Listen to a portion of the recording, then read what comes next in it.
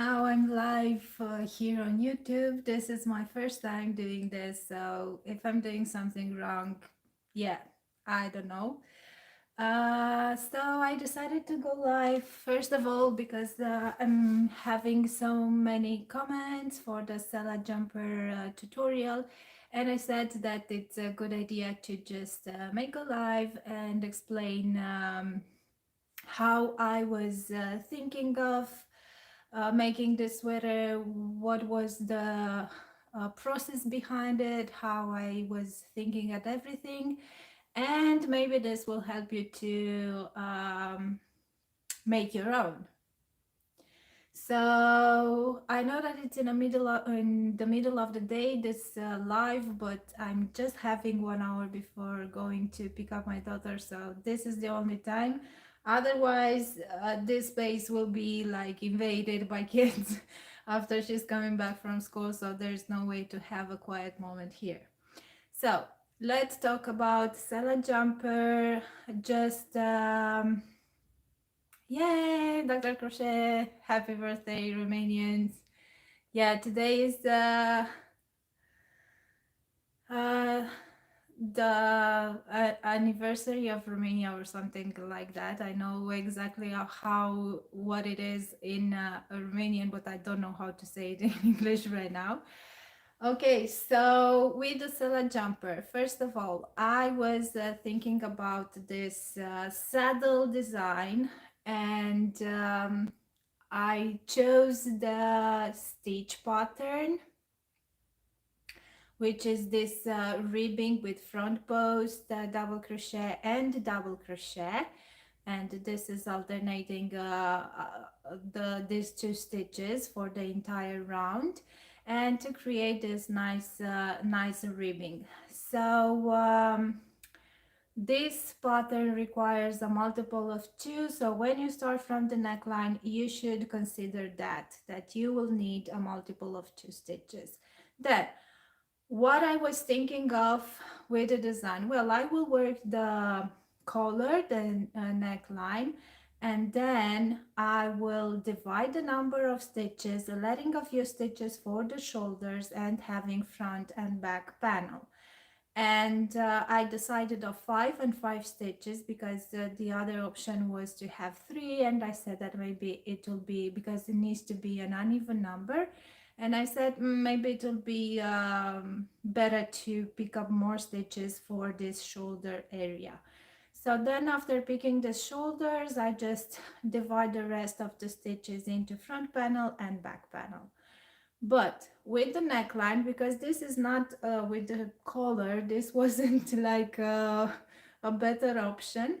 I just wanted a higher collar, like a turtleneck collar, but because I was using a lighter weight yarn with a bigger crochet hook, this doesn't have too much structure, it doesn't hold that well.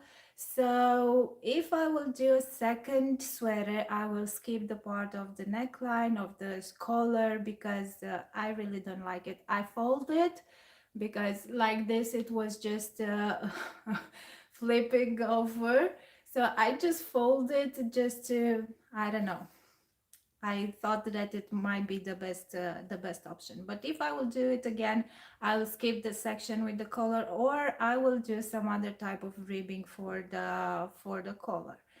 And then starting from this, I just started to increase only on the front and back panel, letting this 5 stitches over here like they are, so I didn't get into them, and I increased until I got to my shoulders over here. So it's called like cross back um, width in standard measurement. But again, you will need to go, because this is where I'm ending, so right before when I was working on the first section, it was up here, so you need to think about it that this should look even higher than your shoulder, because then when you're adding rounds this will fall, it will become heavier, the sweater, so your shoulder will get over there. This is not a problem with the sweater. Now it's looking weird because I'm wearing a black t-shirt under it. So after getting to this um, width, to this length over here, I said now it's time, I have the proper width, so it's time to start increasing the sleeves. And because I had a question, if you increase it every round, no, because of these two stitches over here, the increase, if I increase in this double crochet over here, to recreate the stitches, I will need to do a front post, a double crochet, and a front post. So in each increase, you increase with two stitches, not with only one or two, or so that being said, I said, okay, I will increase one round, and then on the next round I will go without increasing, so not to expand too much the fabric. And okay, so I established the increase pattern, one row without increasing until I got here. Then I needed to start increasing on the sleeves, and here it's all about math, because from over here I couldn't went with a body like this because I wanted to be bouncy and oversized. So I realized that I do need to increase on the body as well. So because of that, I just measured how many stitches I will need to add to my body. Then I calculated how many rows or rounds I will need to work for the armhole depth. And then starting from over there, I calculated how many stitches I will need for the body, how many stitches I will need for the sleeve. And I created an increase pattern in such a manner that I will be able to increase also the sleeves, but also the body. And when I got to the desired number of stitches for the sleeves and for the body in the desired armhole depth, then I split it everything into sleeves and body, and working on the length of the sleeves and of the body.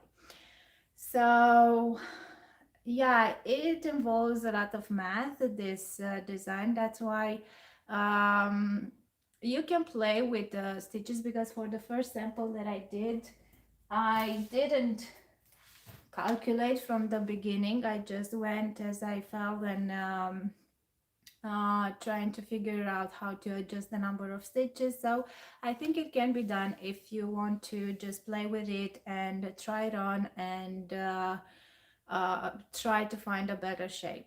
But I will consider this with the neckline, and then with the first section with the cross back width, try not to get to right over here, because it will well, it depends on the fiber as well. If the fiber is heavier, then it will fall, like merino or wool or something else. For example, acrylic it tends to be lighter, or is not stretching at first that much, it's not that heavy.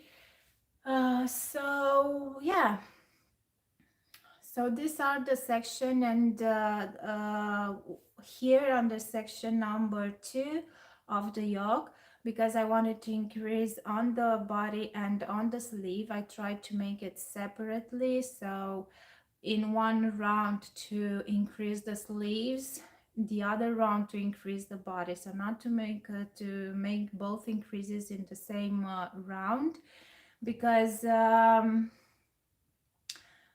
the increases for the body and sleeves will be next to each other, and I didn't had a stitch in between or something like that, so I wasn't thinking that it will look nice. So yeah, this is about the construction. I don't know how this everything works over here. so so Yeah, so all messages are available. Okay. So yeah, I am really happy you like the sweater. I had some day, I think, in my weekly journals, how your designs are looking in bigger sizes. So for this one, it was my first um, test. I team up with a team of testers. They apply to test it in this pattern, and all the sweaters, even in 5 extra large, is looking really, really nice. So it's working. It's working in bigger sizes. They used different type of yarns from acrylic, from wool. So everything is possible with this design. So yeah, this is what I wanted to say. I don't know if it will be something else. Um, yeah, so this was it. I hope that this video helped a bit if you want to make the sweater. At least I explain because I didn't explain it in the video exactly what was the structure. So this is the section 1, getting to the cross back, then the section 2, increasing the sleeves, and also getting to the desired body width or body circumference. And then when you are there, splitting into sleeves and body and working in the length. So yeah, this was it. I'm excited I did this live. I don't know, I don't know what it. I said, okay, how to do it? Better to just talk, and that's it. Okay, thank you so much for being here. I hope that this will save somewhere on YouTube. I need to end it and see how it goes. But because it's the first one, so I don't know how everything is working over here. But yeah, I hope I will be able to save this video and let other people see it. Bye.